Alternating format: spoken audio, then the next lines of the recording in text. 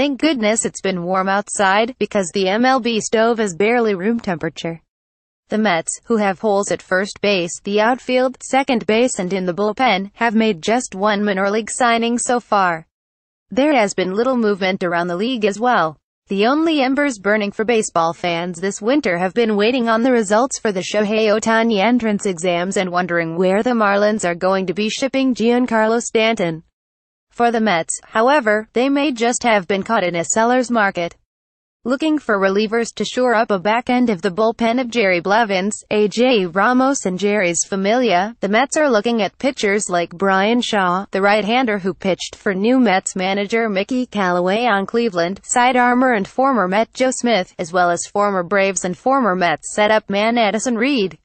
It's a very, very strong market for relievers, one agent said Monday. About half the league has called about relievers. We're still talking to a lot of teams. I am sure others are talking to a lot of teams too. There might have been the first significant movement Monday night with lefty Mike Minor reportedly agreeing to a multi-year deal with the Rangers.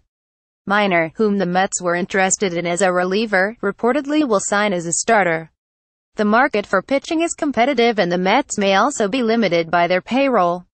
After spending on Yoenis Cespedes last season and with young pitchers coming into arbitration money, they are already committed to over $120 million. Heading into arbitration with Familia, who is expected to make more than the $7 million he made last year, and Ramos, who made $6.55 million in 2017, the Mets are committed to over $21 million with the team picking up Blevins' $6.5 million option for 2018. Rich Schultz JT Images. The Mets' total payroll for 2018 is already estimated to be committed to around $125 million without any additions, and with Mets GM Sandy Alderson having said that they will not likely go as high as the $154 million they opened with in 2017, they don't have a lot of money to address all the holes they have. The Mets also have a very depleted minor league system. So, the Mets could find themselves having to improvise in the bullpen. Alderson already suggested at last month's GM meetings that they will use a steady rotation of younger arms from AAA Las Vegas to fill out the bullpen.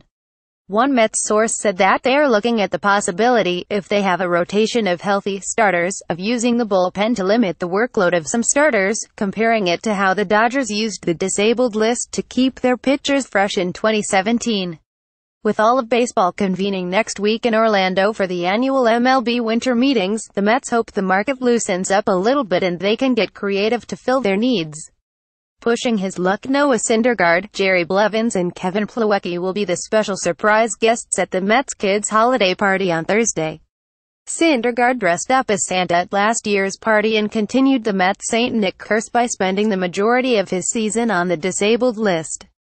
The curse has held that players who have put on the Santa suit for the Mets have either been injured, traded or suffered a significant drop-off in production the next season. In 2014, Jenrry Mejia donned the suit. And the next season he was limited to 7 games after testing positive for PEDS twice. In 2015, lefty Steven Matz dared to put on the Santa suit and 2016 ended with Matz suffering through bone spurs all season and not pitching an inning in September. In 2005 and 2009 the Santa suit was a precursor to being traded for Chris Benson and Jeff Francoeur, respectively.